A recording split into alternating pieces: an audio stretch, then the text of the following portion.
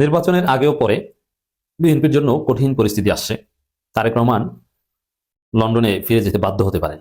বাংলাদেশের ত্রয়োদশ জাতীয় সংসদ নির্বাচন ক্রমান্বয়ে এত জটিল আকার ধারণ করছে, এরকম জটিল আকার ইতিপূর্বে কখনোই ধারণ করেনি। আপনারা জানেন, দুই দেশের নাগরিকত্ব অর্থাৎ দ্বৈত নাগরিকত্ব থাকার কারণে জামায়াতের বেশ কয়েকজন প্রার্থিতা বাতিল করা হয়েছে। অপরদিকে সেই একই কারণে বিএনপির কয়েকজন প্রার্থিতা গ্রহণ করা হয়েছে, অনুমোদন করা হয়েছে। তাহলে বিষয়টা কি এক দেশে দুই রোদ এরকম দাঁড়ালো না? ফেব্রুয়ারির 12 তারিখের নির্বাচনে কে জিতবে এই নিয়ে জরিপের পর জরিপ এবং গতকালকে একটা জরিপ বের হলো। সেই জরিপের ফলাফল শুনলে দর্শক আপনিও চমকে উঠবেন। নেকাব যে পরে মা বোনরা, এই নেকাব নাকি ইহুদি বেশ্যাদের পোশাক। শোনার সাথে সাথে আপনার মেজাজটা কেমন হয়েছে বলেন? মনে হইতাছে না? মনে হইতাছে তো। এই লোক বলতেছে নেকাব হচ্ছে ইহুদি বেশ্যাদের পোশাক। হায় হায় হায়। আর হেজাব হচ্ছে মুসলমানের পোশাক। হেজাব আর নেকাবের মধ্যে তফাৎটা কি জানেন? হেজাব পরলে ওই যে মুখটা খোলা থাকে, আর নেকাব পরে যেসব মা বোনরা তাদের শুধু চোখটা দেখা যায়। এখন আমাদের দেশে দেখবেন সবাই নেকাবও পরে, হেজাবও পরে, কে চোখ খোলা রাখবে, কে মুখ খোলা রাখবে, এটা তাদের ব্যাপার, এই ঠাকুরের ব্যাপার না। কিন্তু তারপরও আইসা সে তৃতীয় মাত্রায় এই মন্তব্যটা করছে। তো নেকাব মুসলমানদের ড্রেসই না, নেকাব মুসলমানদের ড্রেসই না। ইহুদি নারীরা যখন যখন অন্য ব্যবসাবৃত্তি করতো অথবা অন্য কোনো নিষিদ্ধ কার্যক্রম করতো তখন নেকাব পড়তো। নির্বাচন যতই এগিয়ে আসতেছে ততই যেন আলোচনা সমালোচনার জন্ম দিচ্ছে। দর্শক শ্রোতা, আজকে কয়েকটি বিষয় নিয়ে আজকের এই ভিডিওটি সাজানো। আশা করি সেটি অলরেডি আপনারা বুঝে ফেলেছেন ভিডিওর শুরুতে কিছু ভিডিওর অংশ বিশেষ দেখে। গতকাল একজন বিএনপি নেতার বক্তব্যকে কেন্দ্র করে সোশ্যাল মিডিয়া তোলপাড় সৃষ্টি হয়েছিল, যেমন হিজাব আর নেকাব। নেকাব যারা পরে, অর্থাৎ আমি আমার স্ত্রীকে পড়াই নেকাব, অর্থাৎ চোখে শুধু চোখ বের হয়ে থাকে এবং বোরকার মতো পড়ে থাকে, এটাকে নেকাব বলে। আর এই নেকাব নাকি বেশ্যারা পড়ে। দর্শক শ্রোতা, এমন একটা মন্তব্য করেছে একজন কুলাঙ্গার। আর এটার পর থেকে কিন্তু সোশ্যাল মিডিয়ায় তোলপাড় সৃষ্টি হয়েছে, আর এ নিয়ে অনেক সমালোচনা হচ্ছে। এখন আপনার কি মনে হয়, যেই ব্যক্তিটি এই হিজাব নেকাব নিয়ে এত বড় অশ্লীল কথা বলল, এভাবে ব্যঙ্গ করলো, আসলে তার কি হওয়া দরকার? শাস্তি হওয়া দরকার আছে না ভাই? আসসালামু আলাইকুম দর্শক, নতুন একটা নিউজে সবাইকে স্বাগতম। দর্শক, ভিডিওর শুরুতেই যে ভিডিওগুলোর অংশ বিশেষ আপনারা দেখেছেন, ভিডিওর অংশগুলো দেখেই বুঝতে পেরেছেন যে আজকের এই ভিডিওটি কতটুকু গুরুত্বপূর্ণ এবং আকর্ষণীয় হতে চলেছে। দর্শক, তাই সবাইকে বলবো ধৈর্য সহকারে আজকের এই ভিডিওগুলো দেখতে হবে আপনাদের, তাহলে সবকিছু জানতে পারবেন বা বুঝতে পারবেন। তো চলুন কথা না বাড়াই ভিডিওগুলো দেখে আসি। দাঁড়ান, যারা এখন পর্যন্ত আমাদের এই চ্যানেলটি সাবস্ক্রাইব করেন, প্রতিনিয়ত এ ধরনের গরম গরম খবরগুলো পেতে আমাদের চ্যানেলটি সাবস্ক্রাইব করে দিবেন। যারা করেছেন ধন্যবাদ। চলুন একটা লাইক দিয়ে বিস্তারিত সবগুলো ভিডিওর আলোচনাগুলো শুনে আসি। বাংলাদেশের ত্রয়োদশ জাতীয় সংসদ নির্বাচন ক্রমান্বয়ে এত জটিল আকার ধারণ করছে, এরকম জটিল আকার ইতিপূর্বে কখনোই ধারণ করেনি। আপনারা জানেন, দুই দেশের নাগরিকত্ব অর্থাৎ দ্বৈত নাগরিকত্ব থাকার কারণে জামায়াতের বেশ কয়েকজন প্রার্থিতা বাতিল করা হয়েছে। অপরদিকে সেই একই কারণে বিএনপির কয়েকজন প্রার্থিতা গ্রহণ করা হয়েছে, অনুমোদন করা হয়েছে। তাহলে বিষয়টা কি এক দেশে দুই রোদ এরকম দাঁড়ালো না? কিন্তু এইটা তো হওয়ার কথা না। এটা যদি হয় তাহলে সে দেশে লেভেল প্লেইং ফিল্ড থাকলো কি করে, এবং সরকার এবং ইসি কি করে একটা সুষ্ঠু এবং অবাধ এবং নিরপেক্ষ নির্বাচন জাতিকে উপহার দেবে? অথচ তারা বারবার এই কথাটি বলছে এবং মানুষকে এটি আশ্বস্ত করতে চাচ্ছে যে তারা একটি লেভেল প্লেইং ফিল্ড তৈরি করার মাধ্যমে অবাধ এবং নিরপেক্ষ নির্বাচন জাতিকে উপহার দেবে। অতীতের সমস্ত রেকর্ড ভঙ্গ করে পৃথিবীর সেরা একটি নির্বাচন তারা করবে। আমরা যদি কুমিল্লার আব্দুল আওয়াল মিন্টুর কথা বলি, তার আছে দ্বৈত নাগরিকত্ব, তার মনোনয়নপত্র গ্রহণ করা হয়েছে। অপরদিকে ঠিক সেই একই, কোন রকম কোনো দাড়ি কমা সেমিকলন কিচ্ছু হেরফের নাই, একই কারণে কুড়িগ্রামের মাহবুব আলম সালেহিনের মনোনয়নপত্র অবৈধ ঘোষণা করা হয়েছে। এরকম আরো বেশ কয়েকজনের ক্ষেত্রে একই ধরনের ঘটনা ঘটেছে। সর্বশেষ এই বিষয়টা এসে ঠেকেছে তারেক রহমান পর্যন্ত। তারেক রহমান তিনি লন্ডনের নাগরিক, এই ব্যাপারে শক্ত প্রমাণ রাজনৈতিক বিশ্লেষকদের হাতে এসেছে এবং সাংবাদিকদের হাতে এসেছে। তারা শক্ত প্রমাণ নিয়ে ইসির কাছে আবেদন করেছে যে এই যে তারেক রহমান সে লন্ডনের নাগরিক, এইটা সে তার হলফনামায় উল্লেখ করে নাই, এই বিষয়টি সে এড়িয়ে গেছে। সুতরাং হলফনামায় কেউ যদি অসত্য তথ্য দেয় তাহলে বাংলাদেশের আইনে সে নির্বাচনের জন্য অযোগ্য বিবেচিত হয়, এবং কেউ যদি দ্বৈত নাগরিকত্ব গ্রহণ করে থাকে সেও নির্বাচনের জন্য অযোগ্য বিবেচিত হয়। এখন যেহেতু জামাতের মাহবুব আলম সালেহিনের মনোনয়নপত্র বাতিল করা হয়েছে, আপিল শুনানি চলছে, আবার ওই একই কারণে বিএনপির আব্দুল আওয়াল মিন্টুটা গ্রহণ করা হয়েছে, তারেক রহমানেরটাও গ্রহণ করা হয়েছে। এখন কেউ একজন ইসিতে তারেক রহমানের নামে একটা মামলা ঠুকে দিচ্ছে যে এইটা এই সমস্যা। এখন এখানে কি সমস্যা সেইটার ব্যাপারে আমি একেবারে ডকুমেন্টস সহ আপনাদেরকে দেব। আপনারা দলিল প্রমাণ সহ হাতে নাতে প্রমাণ পাবেন। তার আগে বিএনপির বর্তমান রাজনীতি কোন পর্যায়ে চলে গেছে, তারা মানুষকে কোন পর্যায়ে নিয়ে যেতে চাচ্ছে এবং কোন ধরনের রাজনীতি বাংলাদেশে প্রতিষ্ঠিত করতে চাচ্ছে, এতদিন আমরা বুঝতে না পারলেও সম্প্রতি তাদের কিছু কার্যক্রমে, কিছু কথাবার্তায়, তাদের নেতাকর্মীদের কিছু অ্যাক্টিভিজমের মাধ্যমে আমাদের কাছে এটি পরিষ্কার হয়ে গেছে। তারা তাদের নেতাকর্মীদের মাঠে নামিয়ে দিয়েছে না ভোটের ক্যাম্পেইন করতে, তারা তাদের নেতাকর্মীদের মাঠে নামিয়ে দিয়েছে যে বিএনপি এবং আওয়ামী লীগ যে এক, এইটা আওয়ামী লীগের নেতাকর্মীদেরকে বোঝাও এবং আওয়ামী লীগ যাতে বিএনপিতে ভোট দেয়, এর জন্য তারা এমন ভাবে ক্যাম্পেইন করছে এবং গ্রামে গ্রামে ভোট চাচ্ছে যে আওয়ামী লীগ এবং বিএনপি একদম এক, কোনো পার্থক্য নাই। এই মুহূর্তে বিএনপিকে ভোট দেওয়া মানেই আওয়ামী লীগকে ভোট দেওয়া। আপনারা এই ভিডিওগুলো দেখেন নাই? আমি কপিরাইট ইস্যুর কারণে এবং ভিডিও বড় হয়ে যাচ্ছে এবং তারেক রহমানের ওই ভিডিওটা দেখাবো বলে আমি আর ওই ভিডিওতে যাচ্ছি না, ওইগুলো দেখাচ্ছি না। আপনারা প্রত্যেকেই এই ভিডিওগুলো দেখেছেন। এক নেতা, শ্রীবর্দী উপজেলার এক নেতা, তিনি কিভাবে হ্যাঁ ভোটে জয়যুক্ত হলে কত বড় ক্ষতি হবে আওয়ামী লীগ এবং বিএনপির জন্য সেটা বোঝাচ্ছেন। তারপরে ওই যে একজন মহিলা চট্টগ্রামের দিকে, সম্ভবত তার ভাষা বলে দিল চট্টগ্রাম, সে বোঝাচ্ছে যে না, আপনারা ভাবেন না যে আওয়ামী লীগ নাই, আওয়ামী লীগ আছে। এখন ধানের শীষে ভোট দেয়া, বিএনপিকে ভোট দেয়া মানেই আওয়ামী লীগে ভোট দেয়া। 10 বছর পরে হলেও এই বিএনপির হাত ধরেই আওয়ামী লীগ আবার বাংলাদেশের রাজনীতিতে ফিরে আসবে, নেত্রীকে তারা ফিরিয়ে আনবে, এই কথা তারা দিয়েছে। আবার ওদিকে ওই যে চাঁপাইনবাবগঞ্জের হারুন, ওই যে এই যে মানে সংসদ ভবনে, ম্যানেজড সংসদে, অবৈধ সরকারের সংসদে গিয়ে কোথায় কোথায় কোরআনের আয়াত ঝাড়তো, সে দেখেন বলছে আওয়ামী লীগের কোনো নেতাকর্মীকে যদি গ্রেপ্তার করা হয় তাহলে থানা ঘেরাও করা হবে। এটি তাদের বর্তমানের রাজনীতি। প্রত্যেক জায়গায় ক্যাম্পেইন তারা করছে, না ভোটের ক্যাম্পেইন করছে, আওয়ামী লীগকে কিভাবে নির্বাচনে আনা যায়। এবং তারা, জামাত ইসলাম তাদের কাছে নিরাপদ না, তাদের কাছে নিরাপদ হচ্ছে তারা আওয়ামী লীগ এবং বিএনপি দুইজন মিলে বাংলাদেশের রাষ্ট্র চালাবে, অন্য কেউ বাংলাদেশে থাকতে পারবে না। লুটপাট করবে, দুর্নীতি করবে, চাঁদাবাজি করবে, যাতে কেউ কোনো বাধা দিতে না পারে। আওয়ামী লীগ যাবে, বিএনপি আসবে, বিএনপি চাঁদাবাজি করবে, বিএনপি যাবে, আবার আওয়ামী লীগ এসে তাদেরকে তাড়িয়ে দিয়ে আবার তারা চাঁদাবাজি করবে। এরকম 5-10 বছর করে চাঁদাবাজি করবে ভাগে যোগে। যদিও আওয়ামী লীগ কখনোই চায় না যে বাংলাদেশে বিএনপি টিকে থাক।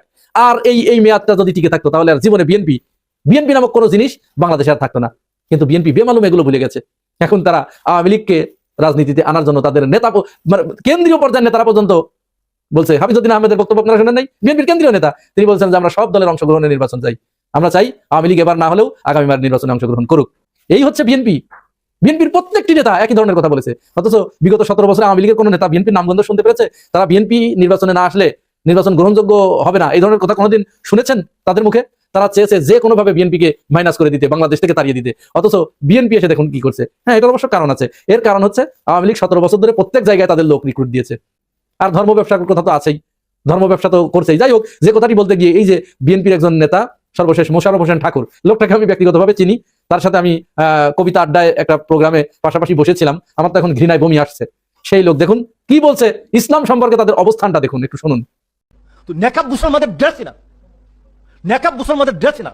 ইহুদি নারীরা যখন যখন অন্য ব্যবসাবৃত্তি করতো অথবা অন্য কোনো নিষিদ্ধ কার্যক্রম করতো তখন নেকাব পড়তো। আর উনি যেটা পড়তেন এটা নাম হলো হিজাব। হিজাব হলো মুসলমানের ড্রেস, বাট নেকাব মুসলমানের ড্রেসই না। কেউ বলবেন না যদি ইয়ে হয়, মব হয়। আমি বললাম, অন্যরা বলা শুরু করেন। তাহলে শুনেছেন, সে হিজাব এবং নিকাবকে, নিকাব ইসলামী পোশাক না, ইসলামী ড্রেস না, এই নিকাব পরে নাকি ইহুদি নারীরা ওই ধরনের কাজ করে বেড়াতো অসামাজিক। আমি আর ওই ভাষাগুলো এখানে উল্লেখ করলাম না, তার মুখেই আপনারা শুনেছেন। নির্বাচনের আগেও পরে বিএনপির জন্য কঠিন পরিস্থিতি আসছে। তারেক রহমান লন্ডনে ফিরে যেতে বাধ্য হতে পারেন। দর্শক, বিএনপি কিছুটা জানে এবং টের পেয়েছে। বিএনপির একজন চরম বিতর্কিত নেতা, পিওর ভারতের দালাল, ইন্ডিয়ান মাল, বরকতুল্লাহ বুলু বলেছেন সামনে কঠিন লড়াই অপেক্ষা করছে। এই কঠিন লড়াইটা কি, কেন কঠিন লড়াইয়ের কথা বলছেন? হ্যাঁ, আপনারা জানেন যে শ্রদ্ধেয় সাংবাদিক মাহমুদুর রহমান তারেক রহমানকে সতর্ক করেছে যে শেখ মুজিবের মতো পরিণতি হতে পারে। কারণ তারেক রহমান আপনি জানেন না, আপনার আশেপাশে কারা ঘুরঘুর করছে আপনি চেনেন না, এবং দালাল সাংবাদিকরা সবাই আপনাকে ঘিরে ধরেছে। আপনি মনে করছেন তারা আপনার লোক, আসলে আপনি কিছুই জানেন না। আপনি বাস্তবতা না জানার কারণে শেখ মুজিবের মতো পরিণতিতে পড়তে পারেন। তো এটা মাহমুদুর রহমান সতর্ক করেছে, মির্জা ফখরুলও বলেছে সামনে কঠিন পরিস্থিতি, বরকতুল্লাহ বুলুও বলছে সামনে কঠিন লড়াই অপেক্ষা করছে। এর মানে আসলেই বিএনপির জন্য কঠিন পরিস্থিতি অপেক্ষা করছে। কেন, কি কঠিন পরিস্থিতি? এটা দুইটা দিক। একটা হচ্ছে যে আসলেই বিএনপির কপালে বিপদ হচ্ছে। কেন বিপদ হচ্ছে? জামাত কি বিএনপিকে পেটাবে ক্ষমতা এসে? না, সেটাও না। কি বিপদ আমি বলছি। দ্বিতীয় হচ্ছে বিএনপির পার্সপেক্টিভ। প্রথম হচ্ছে যে বিএনপি কঠিন পরিস্থিতি বলতে একটা বিষয় বোঝে, বিএনপি ভোট চুরি করে ক্ষমতা আসতে চায়, সেভাবে তারা প্রশাসন সেট আপ দিয়েছে। এখন বিএনপি যদি ভোট চুরি করতে না পারে, প্রশাসনকে তারা যেভাবে সেট আপ দিয়েছে ওইভাবে বহাল রাখতে না পারে, তাহলে তো তাদের স্বপ্ন খান হয়ে গেল। তো এই জন্যে বিএনপির যে সাজানো গোছানো চুরির, ভোট চুরির যে সংসার, এটা যদি ঠিকঠাক থাকে তাহলে বিএনপি বলবে সব ঠিক আছে, লেভেল প্লেইং ঠিক আছে, লেভেল প্লেইং ফিল্ড একদম ওকে। কিন্তু বিএনপি যখন দেখবে বা দেখছে যেভাবে প্রশাসন সাজিয়েছে, ভোট কারচুপির যে পরিকল্পনা করছে, এরা আসলে দিন শেষে পিছু করতে বাধ্য হবে। নতুন বাংলাদেশে কোনো কারচুপি দানাই বানাই চলবে না।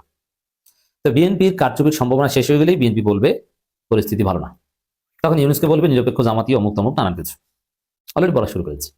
অতএব বিএনপি যখন দেখবেন আপনারা যে ভোট চুরি করতে পারছে না, তখনই তাদের কান্নাকাটি শুরু হবে, কঠিন লড়াই অমুক তমুক এগুলো বলা শুরু করবে। যেমন ডাকসুতে আপনারা দেখেছেন ছাত্রদল ভোট চুরি করতে পারেনি, তারপরে সাদিক কেন্দ্রের নামে ভোট চুরির নাটক সাজিয়েছে এবং কত কিছুই তো বলেছে, মিছিল করেছে। তো এটা একটা রিয়ালিটি যে বিএনপি পছন্দ মতো চুরি করতে না পারলে তখন তারা পরিস্থিতির দায় দিবে, তখন কঠিন লড়াইয়ের কথা বলবে, নাম্বার 1। দ্বিতীয় হচ্ছে বিএনপি বাস্তবিক পক্ষে কি বিপদে পড়তে যাচ্ছে, ওটা মাহমুদুর রহমান যেটা বলেছেন এটি তার চাইতে একটা ইনস্ট্যান্ট বিপদ আছে। 5 আগস্টের পর থেকে সোফার বিএনপি প্রফেশনালি চাঁদাবাজি করেছে, দুর্নীতি করেছে, টাকা পাচার করেছে। এখন মজার বিষয় যে চাঁদাবাজি আওয়ামী লীগ আমলে অনেকে করেছে, কিন্তু সবকিছু প্রমাণ নাই, রেকর্ড নাই। কিন্তু বিএনপি যে চাঁদাবাজি করেছে, অর্থ পাচার থেকে শুরু করে আরো যত অপরাধ করেছে, সবকিছুর প্রমাণ সরকারের কাছে আছে। এখন বিএনপির অপরাধের প্রমাণ আছে আর বিএনপি কিছু বলবে না, পৃথিবীটা তো আর বিএনপি নয়। যেহেতু বিএনপি প্রমাণ রেখে অপরাধ করেছে, এর মাসুল বিএনপিকে দিতে হবে। প্রমাণ না থাকলে ভিন্ন কথা ছিল। যেমন আওয়ামী লীগ অনেক অসংখ্য অপরাধ করেছে যার কোনো প্রমাণ নেই। আপনি হয়তো জানি, কিন্তু প্রমাণ নেই। প্রমাণ না থাকলে আপনি কিছু বলতে পারবেন না, করতে পারবেন না। সেই জায়গায় বিএনপির সমস্ত অপরাধের রেকর্ড আছে। রেকর্ড থাকার কারণে ওইটাকে নানান গোষ্ঠী ব্যবহার করবে। নির্বাচনের আগেই দেখবেন যে বিএনপির চাঁদাবাজি থেকে শুরু করে ভারতের দালালি, নারীবাজির অনেক প্রমাণ নির্বাচনের আগে বাজারে এসেছে। সোশ্যাল মিডিয়া ওগুলোর মাধ্যমে সয়লাভ হয়ে গেছে, আপনি দেখবেন, জাস্ট ওয়েট এন্ড সি। তখন আপনি কি করবেন? তো ওইটা একটা কঠিন পরিস্থিতি। যেহেতু আকাম করেছে, আগামের রেকর্ড আছে, নির্বাচনের আগে ওগুলো বাজারে আসবে, তখন বিএনপি ব্যাকফুটে চলে যাবে এবং চরম বেকায়দা করবে, নাম্বার 1। দ্বিতীয় হচ্ছে নির্বাচনের পরের কথা যদি বলে, যেহেতু নির্বাচনে বিএনপি জিততে পারবে না, তো বিএনপি বিরোধী দল হবে। এখন বিরোধী দল হিসেবে জামাতের ক্ষেত্রে জামাত সরকারের আমলে কোনো বিরোধী দল থাকবে না, মিনিমাম ফর 5 ইয়ার্স। সবাই মিলে একটা ঐক্যমতে জাতীয় সরকার চালাবে, জামাত এবং বিএনপি এবং অন্যান্য সব দল। এটা জামাতের থিওরি। সেই জায়গায় বিএনপি জামাতের শত্রু হবে না, মিত্র হবে, জোটের শরিক বা সরকারের পার্টনার হবে। সেখানে আলাদাভাবে বিএনপিকে কোনো পলিটিক্যাল হয়রানি করবে, পলিটিক্যাল নির্যাতন করবে জামাত, এটা হওয়ার কোনো সম্ভাবনা নেই। এর প্রমাণ হচ্ছে দেখেন, বাংলাদেশের গুরুত্বপূর্ণ সমস্ত বিশ্ববিদ্যালয় শিবির ক্ষমতায়, শিবির একদম নির্বাচনের মাধ্যমে ক্ষমতায়, 5টা শীর্ষস্থানীয় বিশ্ববিদ্যালয়। কিন্তু সেখানে শিবিরের যে সংখ্যাগরিষ্ঠতা, যে শক্তি এবং প্রশাসনিক পাওয়ার মিনস ছাত্র সংসদ নির্বাচনের দ্বারা বিজয়ী, ওইটি তো প্রশাসনের একটা পার্ট। সেই জায়গায় শিবির চাইলে ছাত্রদলকে ক্যাম্পাস থেকে বের করে দিতে পারে। আবার ছাত্রদল ছাত্র নয়, তারা ছাত্র নামের অছাত্র, প্রকৃত ছাত্র, রানিং ছাত্র, তারা কেউ ছাত্রদল করে এরকম আপনি দেখাতে পারবেন। আমি এরকম কাউকে চিনি না। ছাত্রদলের অনেক সিনিয়র নেতা আছে আমার বন্ধু, বড় ভাই, কিন্তু আমি একজনকেও চিনি না যে রানিং স্টুডেন্ট বাট ছাত্রদল করে।